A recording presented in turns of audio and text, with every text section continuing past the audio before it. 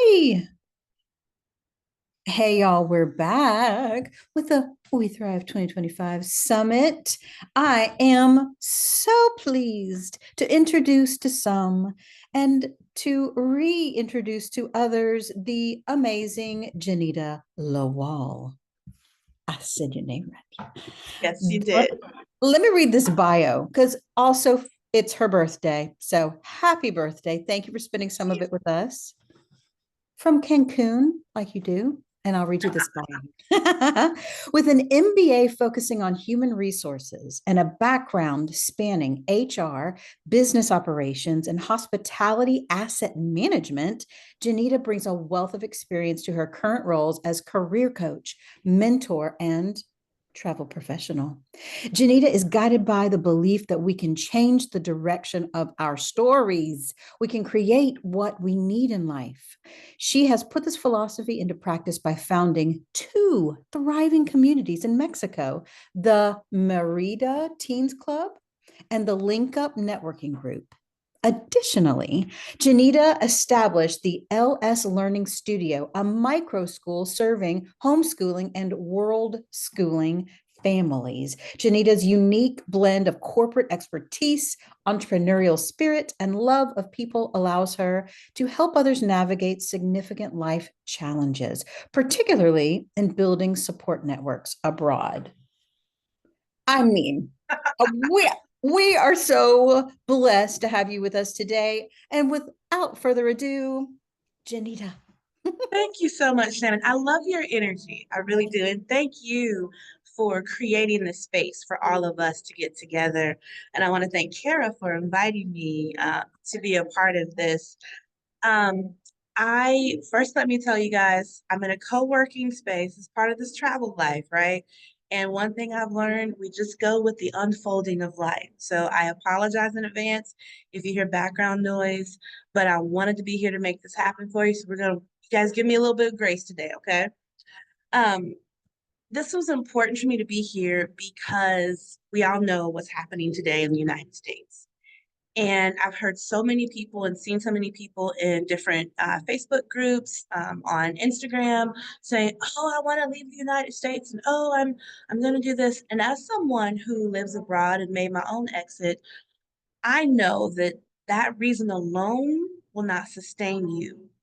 And that reason alone is not a good reason to make this huge life change. Um, one of the, and I'll start my slide presentation here, but what I want to make sure I equip you with in this call and that we get to the heart of is that escaping is not freedom, right? We're not looking at escaping, we're looking at thriving and living our best lives. And that is something that we do by choice and by conscious decision, not by escaping. Um, and I can't find my, hold on one second, guys. Let me uh find my slides here. See, Shannon, this is why I sent them to you because I do things like this. I can't find what I need. Well, we get to hang out with you as we watch you navigate it. If you need me to, I'll grab them. Will you please? Yeah, sure. That'll be faster. All right. Um, and what I want to make sure to do on this call is help you gain the tools to decide what your freedom equation is. What does that look like for you? Because it's different for everybody. I'll tell you a little bit about my story, and then we'll get into helping you create yours. Let's go to that second page. Okay. Freedom isn't found in escape, it's created through conscious choice, right? Wherever you are, there you are. Instead of escaping or running from something, what we're going to focus on is you running towards something and you creating something. That's the seat of power. Running from something, right, and escaping, that is that victimhood and helplessness. We want to make sure you're sitting in a seat of power. So again, you can create a life where you thrive in 2025 and beyond. Let's go to the next one. This is my beautiful family. This was a few years ago because now they're all taller than me. But I like this picture because my boys are I'm still taller than two of them in this picture. Your biggest what now moment can become your greatest breakthrough. I will tell you, I am a single mom of three beautiful boys, and I was working and living in Nashville, Tennessee. I had a beautiful life. I was following the plan that I was supposed to follow. I had just bought a home as a single mom, and I proved that I could save the money and buy the home, and I maxed out my 401k, did all those great things. I had the good job and the good car, right, the nice car, and I remember feeling like, this it? That so this what I'm doing, right? And my job, I was at this job for 8 years. And the last 2 years, it was not that great. And I remember going to a job interview on my lunch break because we do that, right? And being from HR, I interviewed well. So it was a great interview. I came back and I pulled into the parking garage and I was not excited about this job. I didn't care whether I got it or not. And the thought that came to my mind was another job is just another job. And it was then that I stopped and I asked myself, what do I want? What is the next thing? If this is not it, if this is what I'm supposed to be working for, maybe I'm on the wrong page. Has anybody felt like that? You can kind of raise your hand, use the reactions to raise your hand if you've ever felt like that. And that's when I really started looking at and tapping into what is it that I want? Because for so long, I followed what I was told I should do. And I know I'm not alone in that. So one thing I've come up with and we'll play around with today is this freedom equation. Let's go to that next page. So freedom, I found, and you come up with your own if you want to, but awareness plus choice minus conditioning. So in that moment, when I was sitting in that parking garage, I became aware of the dissatisfaction. I became aware of this disconnect in what I was striving for and what actually lit me up. Once you become aware, then you make a choice, right? It's one thing to be oblivious, you're just reacting. But when you become aware, you then have to make a choice. If you choose not to change anything, you're choosing that.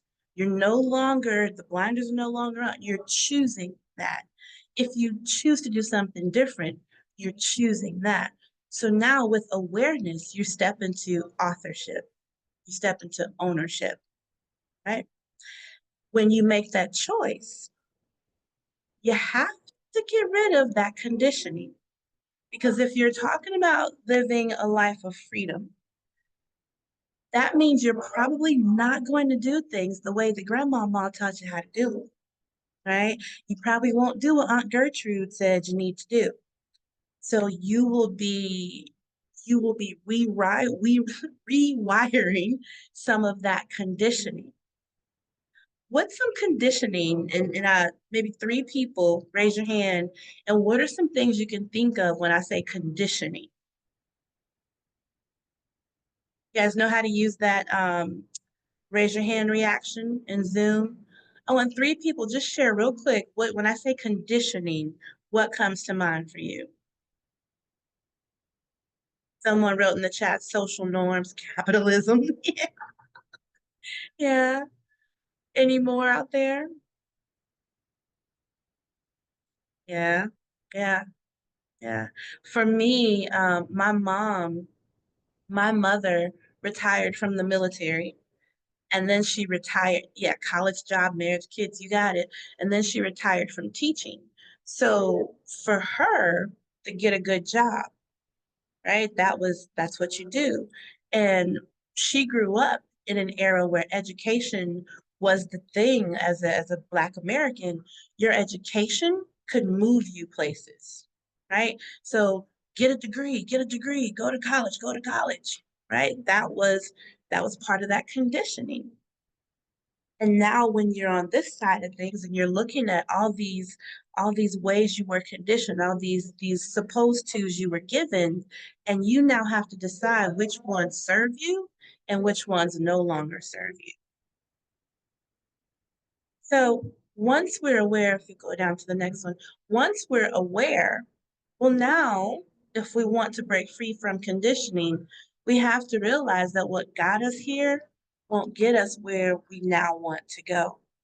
So living the way that your mom said was the way to go, or living the way that you've been doing for 20 years won't get you to this new place you're wanting to go.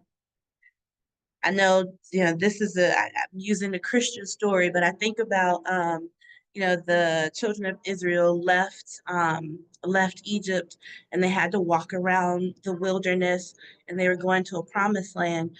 But there were some of them who were so tied to what was, they couldn't go forward to what could be, right?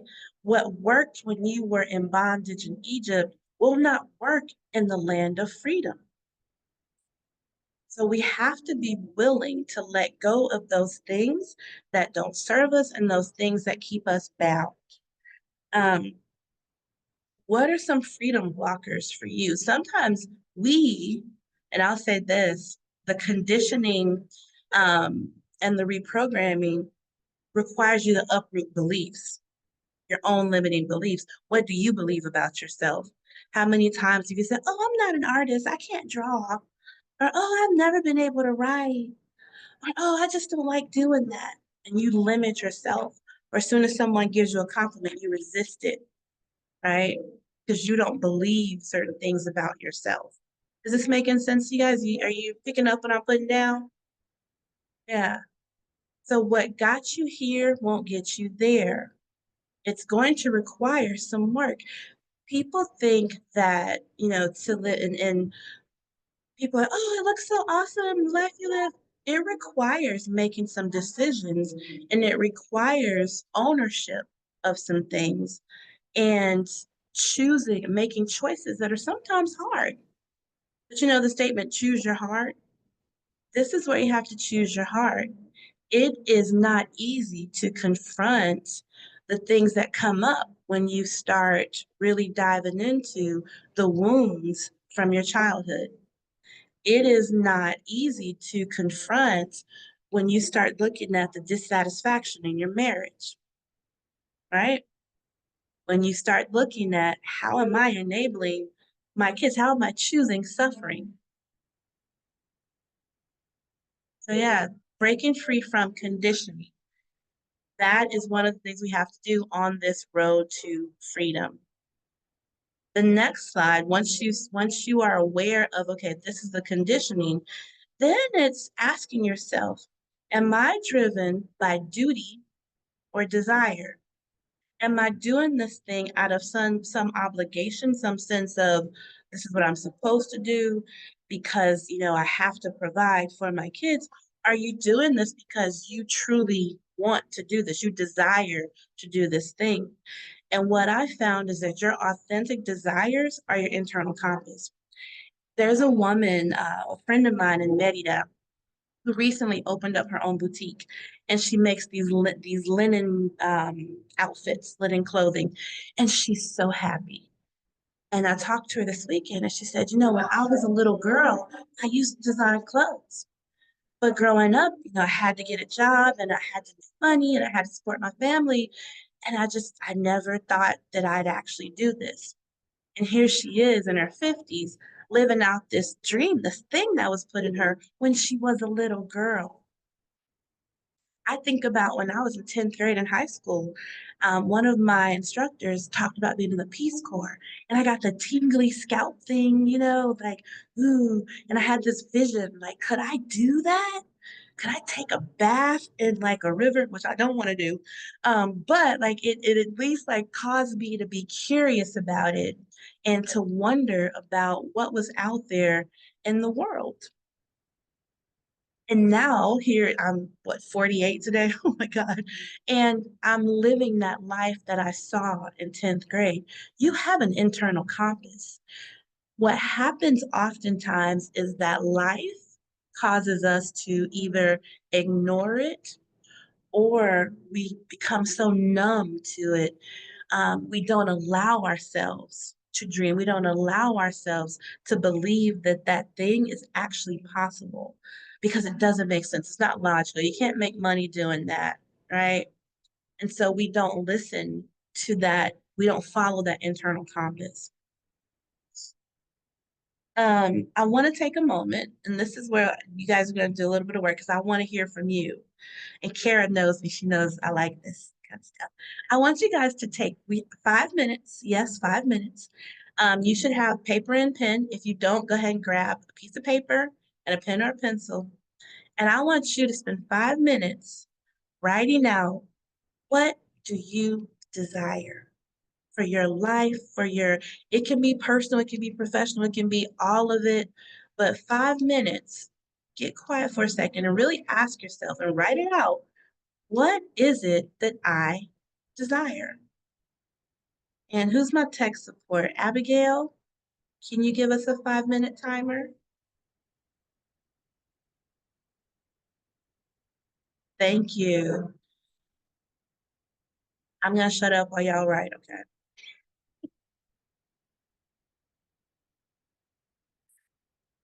I wish I had some like Jeopardy music, like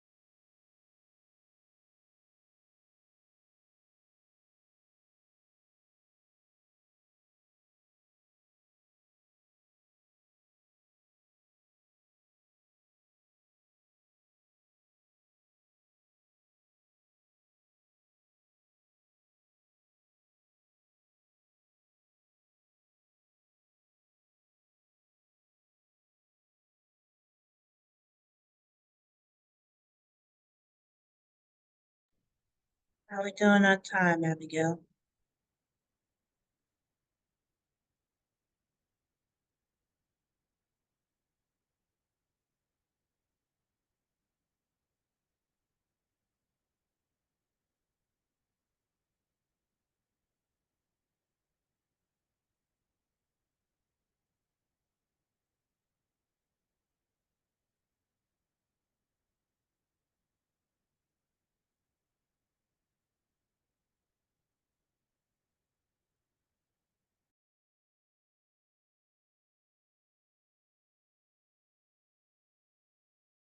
I'm going to guess we have 3 minutes left.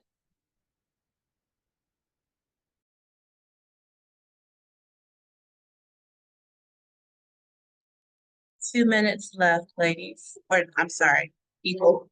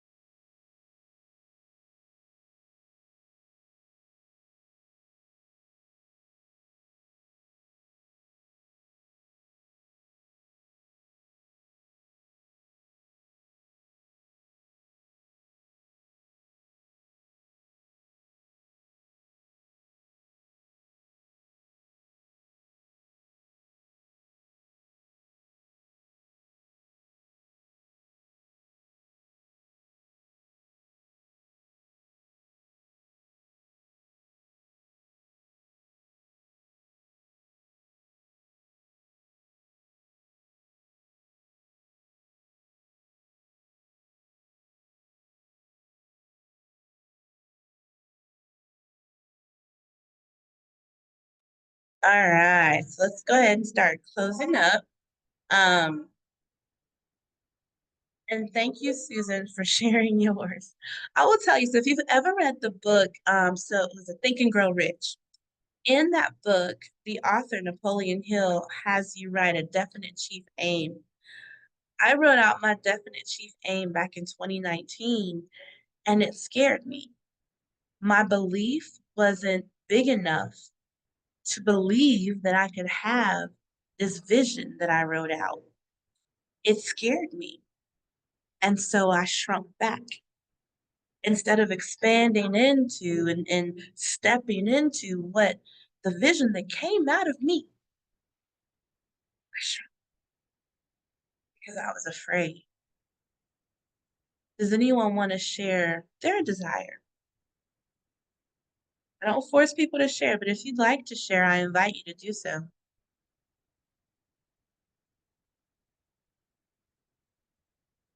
Well, Susan shared hers. She says, all my bills paid, finish electrifying.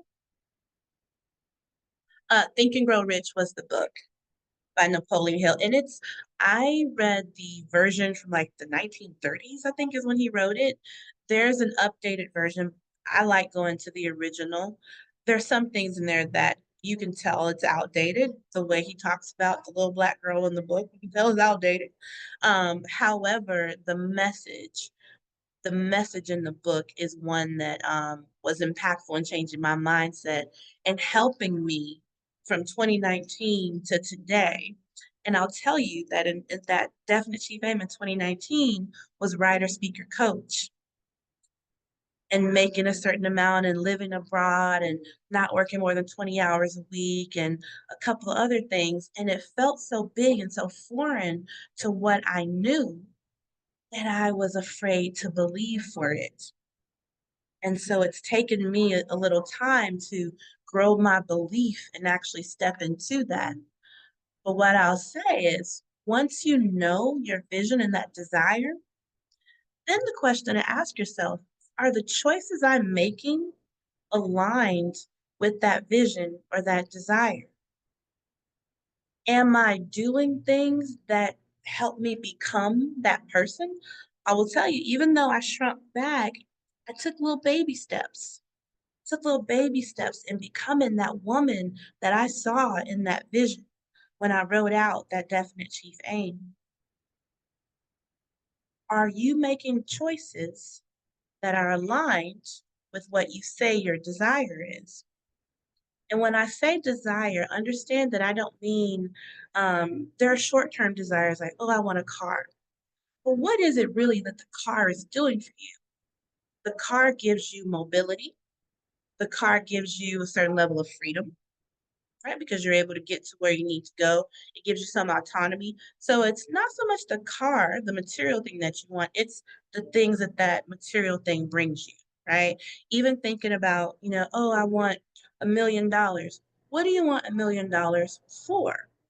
I want $1 million because I want to feel security. I desire to have my rent, my bills paid. I desire to own a home, own land so that my kids always have a place to come back to. I desire to take a trip every 6 months for 14 days because that excites me and delights me, right? So that's what the $1 million does. It's not that having this $1 million sitting there, oh, life is so great. It's what it does for you, right? The way you use it that makes the difference. With that in mind, let's go to the next slide there, the choice point. Every no to the old ways is a yes to your freedom. And this again is where I say to you that making these decisions, a lot of people don't do this because you become the owner of your life, right? You can't blame anybody else because you're making decisions. And with those decisions, there are results, there are consequences, right? When you say no to something, you're saying yes to something else. When you say yes to living a certain lifestyle, you're saying no to other things. And that means that you have to own whatever comes with that decision as well. So when I decided that the house and the car and the great job, it wasn't doing it for me. Well, then it's okay, so what am I going to do? For me, the variables in my freedom equation meant I wanted to be self-employed. I no longer wanted someone to report to, if you will. I wanted autonomy. I wanted freedom. That required homeschooling because I would listen to these people and these like all the influencers and travel podcasts who went on these 10-day trips, 14-day trips. And I'm like, what the heck? How can you do this? And I wanted to do that. So that meant homeschooling my kids. It also meant moving abroad. For me, I was running my travel agency. I've been running it since 2016, and it was a side hustle. So when I decided to leave the United States and to quit my job, my side hustle became my main hustle, became my main source of income. That was not easy. And I knew that that meant losing income. So whatever you're saying yes to, understand you're saying no to other things. So I said no to being employed. So I had to say yes to client acquisitions and running my own business and being the master of my fate, if you will, right? Be willing to own whatever comes with those choices. How do you make those choices? Let's go to the next one. I hope you guys can see this. There's a decision matrix, right, that I came up with. And there are 4 quadrants. So your there's 2 axes. Your y-axis, geometry's coming back to me. Beth is a math teacher. Don't get on me. So we have our y-axis, right? That is alignment, right? You either have high alignment or low alignment. And then you have your x, right? The horizontal line. Look, she's gonna tell me if I'm wrong or not. That's low control and high control. So once you have that, then you have these quadrants. So if it's high alignment, right, and um, high control, that's actually backwards there, then it's full speed, right? That means it's a hell yes. If it's high alignment but low control, then that's when we need to strategize.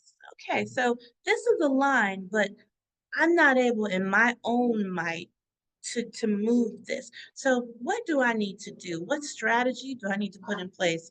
And Kara knows my favorite thing is who's my who? Who's the who that can help me get to this thing, right? And then you have release and reject. We can actually go to the next slide, lays it out a little bit better there. So full speed, is it a hell yes? And I will tell you, when I started to when I became a travel advisor, and judge me if you want to, I put together my granny's like 80th birthday cruise and I'd done my mom's a trip for my mom. And I thought to myself, maybe I could like start a travel business. I was working as an asset manager for a portfolio of hotels. So I was already inspecting hotels and I understood the financials of hotel management and I was already involved in it and working my day job. So I was like, maybe I'll do that. And a day after I had that thought, someone reached out to me and said, hey, do you want to be a travel advisor?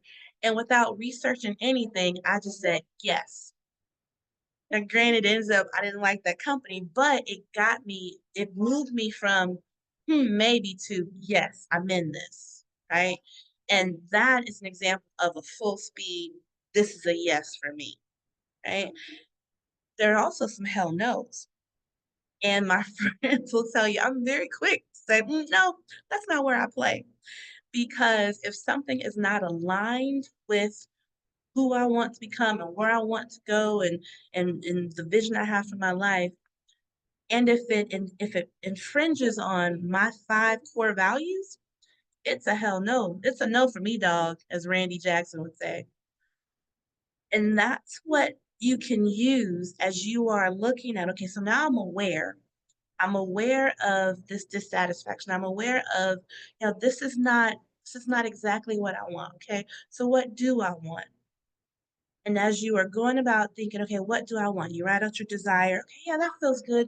And I will say to you, whatever you've written out, continue to work on that, continue to visit that, continue to really sit with yourself and ask, what do I desire for my life, for my career, for my family?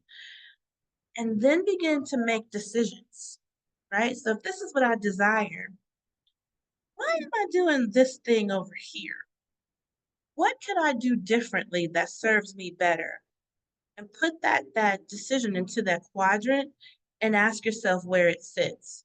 Do I have within my control, right, the agency to change this? Is this aligned with who I say that I want to be and what I say I want with my life? Use that quadrant to help you.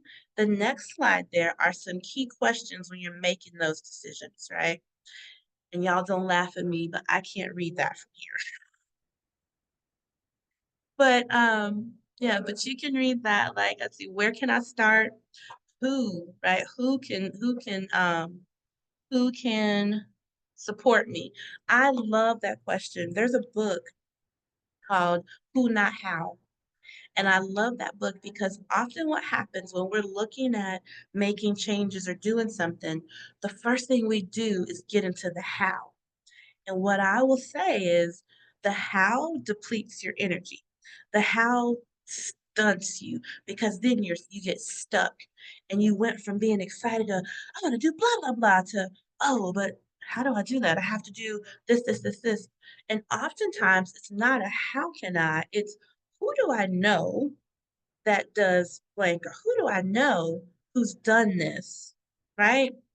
And that will move you forward in a way that focusing on the how does not. We are wired, especially, and I'm assuming that we're all go-getters in this room. We're wired to figure it out. And sometimes it's not about figuring it out. It's about what's the next right step, right? What's just the one next right step? Because that's going to lead you to the person or the thing, right? And this is how you can use these questions to start getting you moving in a way. You make these decisions. And what I found happens, life will meet you. When you get clear, you get aligned, you're clear about what you desire, you make a choice, and life goes, oh, we doing this. We doing this, girl, we doing this. And it like things meet you. Like I'm getting goosebumps right now because it works that way. I'm telling you, it's real, right? What you'll find as you start making these choices and taking these actions, you begin to interrupt the patterns that you've been living by. And if we go to the next slide here, you begin to interrupt those patterns and you begin to become that person that you're envisioning. Change happens in the pause between trigger and response. For me, mindfulness and meditation have been life changing. They've been life changing because they allow me to detach for just that moment and actually choose my next step versus reacting. When we are in our conditioned state and we're just operating by default, something happens, we react. Something happens, we react. But when we are more aware and when we know that we own our choices, something happens, we pause, we choose, right? We pause, we choose. How do I want to show up in this moment? How does my reaction, if I did this, how is that aligned with who I say I want? Is this important enough for me to expend the energy on this? And it's just that little powerful pause. And like I said, the practices that have helped me in this area, mindfulness and meditation. Now, what comes to mind when I say mindfulness? What do y'all think about when I say mindfulness? You can put it in the chat. What comes to mind when I say mindfulness?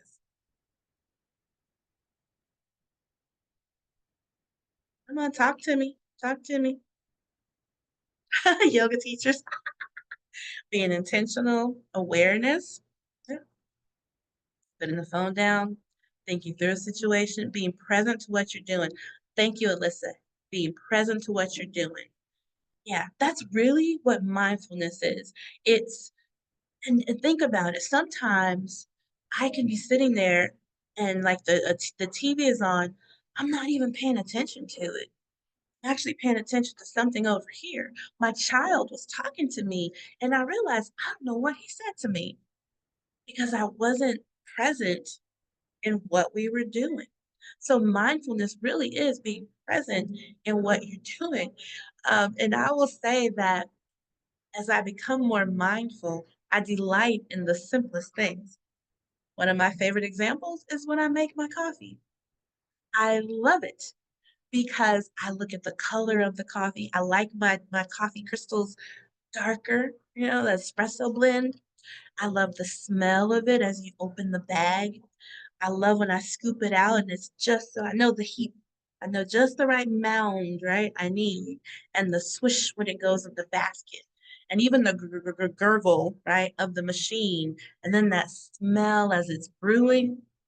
I love it. I am mindful in that 2 minutes of making my coffee. That's mindfulness. In meditation, a lot of people think to meditate, you have to sit down and, do the om and sit there for like a full hour and that's you don't have to do it that way. Some people do. I find for me, meditation is just a simple quieting of my mind. It's not turning the mind off. One of my favorite guided meditations is you when you're quiet, you imagine a river. You're sitting by a river, and when a thought comes, it's a leaf floating on the river. You acknowledge it and you let it pass. So you acknowledge it and you let it pass. You don't try to solve it, you don't address it, you acknowledge it and you let it pass. And you just sit in quiet in that moment. Meditation has helped me slow down in my reaction and to detach a bit from emotion. Because when an emotion comes, emotions are information, right? So they're useful.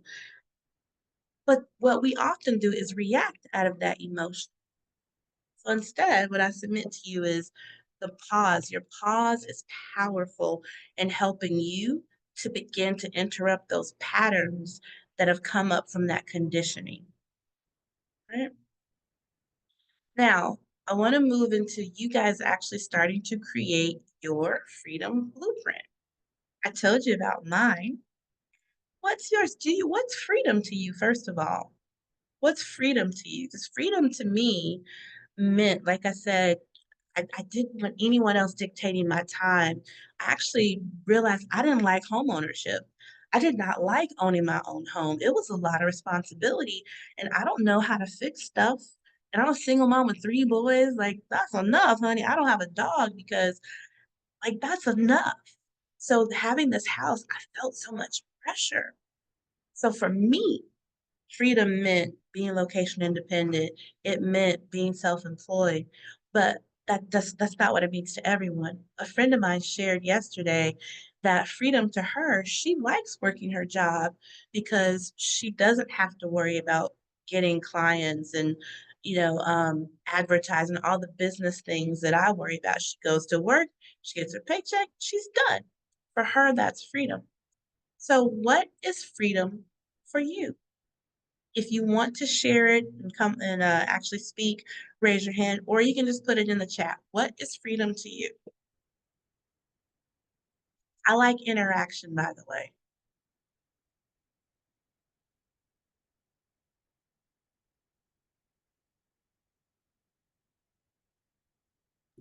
Did you say you wanted it in the chat or you wanted us to say? If they want to speak, they can raise their hand, use the reaction to raise their hand, Okay, or they can put it in the chat. thank you. Health is freedom, financial literacy is freedom. Yeah, yeah. Able to make my own decisions, be where I want to be. I dig that, Kara. And I actually, speaking of quadrants, I think there are four types of 4 areas of freedom: financial freedom, time freedom, location freedom, and then health freedom, right? Because when you are healthy in your body, You are free to move about the world. You're not bound, right? I think about I wanted to kayak in the Mediterranean, but I was concerned about my level of health and could I do that? And so that's one of the things like my trainer and I want to kayak the Mediterranean, right? Because health is that one of those areas of freedom. Not having to rely on security through a husband or marriage, that's real. Yeah, the ability to work from anywhere, specifically from bodies of water. I love that. Yeah. So all of that, like that's what freedom is for you, right? And I have it on the slide. Freedom is designed, not discovered. People think you'll happen into freedom. Remember, we said it's conscious choices, right? It's designed. And that's why, I say create a life of freedom, create a life you love. It's designed. So if you know that that's what freedom is for you, my question for you, right? And that same piece of paper, you can turn to the back of it if you want to. I want you to think about and write down 3 action steps you can take in the next week that are aligned with your desire and what you say freedom is for you. 3 action steps. So if you say the ability to work from anywhere, what would you need to do to make that a reality? Like, what are some things? And not to say that tomorrow I'm going to work from anywhere, but I'll share part of my story. So, as I mentioned, I had my travel agency. I was already doing that as a side hustle, but I knew that I probably needed more than one source of income. So I got my TEFL, which is I don't remember what it stands for, but it's teaching English. Yeah, teaching English as a foreign language. That's what it is. So I got my TEFL certification so I could teach English online. I also was able to teach English in person when I moved to Mexico through an agency. So that's a step. That's an action step, getting TEFL certified, right? It's not to say tomorrow you're going to go out and quit your job, but what are some steps? What are some 3 things you can do that are aligned with your desire and what freedom means to you? Thank you, Abigail.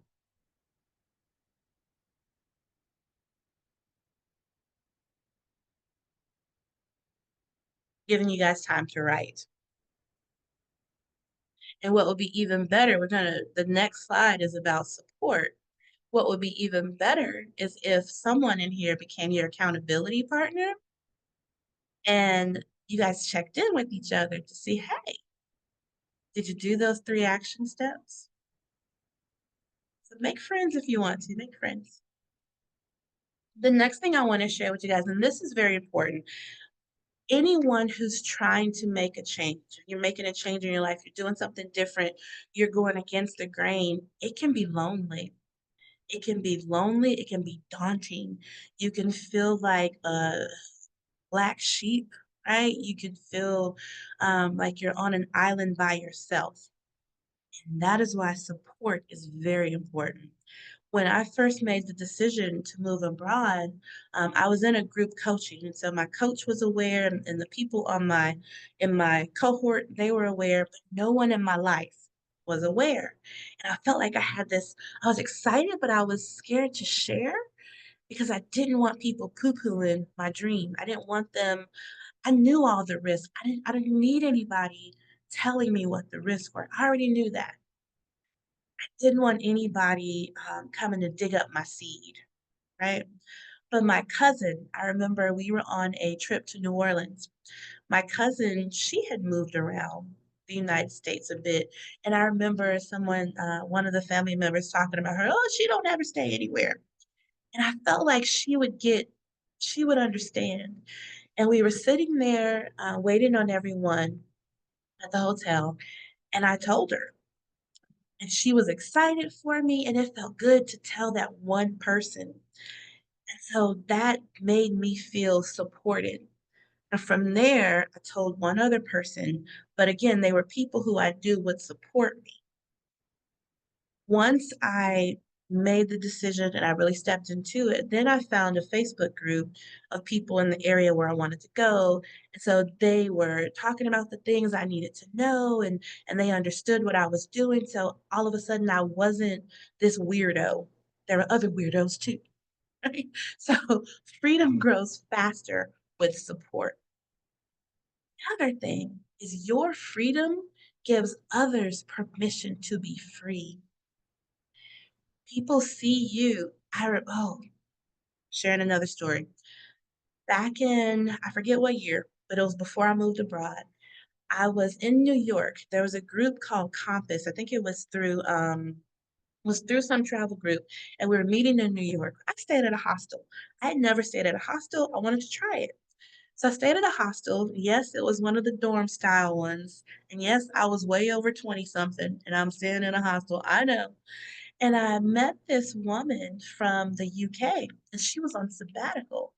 And I was so intrigued by this. Like, how do you just take a sabbatical? How do you just like bop around traveling? Like, how do I do this? And I was so intrigued by that that I became curious about, could I do this? Is this something I can do? Your freedom, like when people see you out in the world doing this thing, right? It gives them permission. You inspire other people to become more aware and to consider, hmm, what's freedom for me? Could I do something like that? What if I tried to design an outfit and just see if anybody likes it, right? Your freedom gives others permission to be free. And I'll leave you with this last thing. Your next chapter begins with today's choice. Often we'll, oh, someday I'll. You can start someday today. You don't have to change everything overnight, right? You can give yourself a timeline or you can just allow yourself to unfold, just allow the unfolding. But understand that the choice you make today leads to your tomorrow. What will your next chapter be? What will you create? This time next year, when we've gotten through 2025, can you say that, oh my God, I thrived in 2025? I, I broke the mold in 2025. No matter what was in the news, I was winning in 2025. I want that to be you. You want that to be you? All right. That's all I have for you guys. I didn't take the 60 minutes. Ooh. And the next slide there, and I do want some Q&A. I love Q&A. But that next slide, I think Shannon's going to send you guys this PDF. That's a link to my link tree. And on my link tree, you can, if you want to go, I do write. So you can check out my writing. I am a co-author in a book that is called Freedom. Can you tell that's what I love talking about? Freedom. A link to that, and then there's a link to all the other stuff I do. But yes, that's a link for you guys. And with that, I would like to, Shannon, if I can, in the next 10 minutes, just if people want to ask a question, I want to allow space for that. Of course. I have a practical question. So Are there any questions? I have a practical question. So it involves citizenship. So when you moved abroad, because I spoke with you in Nashville. So are you a dual? How does all that work? So I'm still a U.S. citizen. It takes an act of Congress to denounce your U.S. citizenship, and honestly, I'm proud to be an American. As I know that right now it's a little, but I value my citizenship. We have, you know, there are benefits to being a U.S. citizen, and to be honest with you, as a Black woman, I didn't really feel the benefit of being a U.S. citizen until I left the United States. Being a U.S. citizen, you make U.S. dollars. You most people, sorry, stuff here. Most people in other places, they just see you as an American. they don't necessarily see you as a Black American. You're American. So that means like you have access to places and things that a lot of people don't. So I'm a US citizen, but now I have permanent residency in Mexico. So what that means is, thank you, I could live in Mexico. I could actually work here in Mexico if I want to. I'm actually going to get my sons. There's a program here where my sons can roll in under my residency. And then that way, as teenagers, they can get a job to pay for their groceries.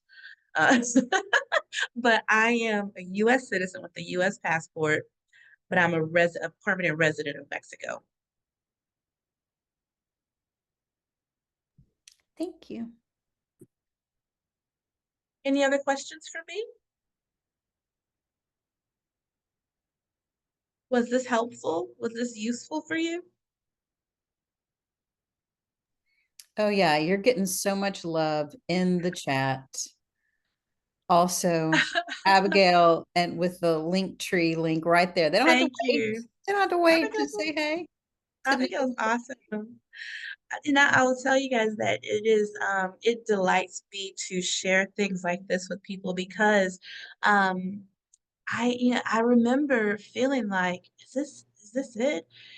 And not knowing that there were different ways to live. I didn't have to live the way that, everyone around me was living. I could choose a different way. And that doesn't make their choice any less, right? It just I could live a way that's different. And I will tell you, I have zero regrets.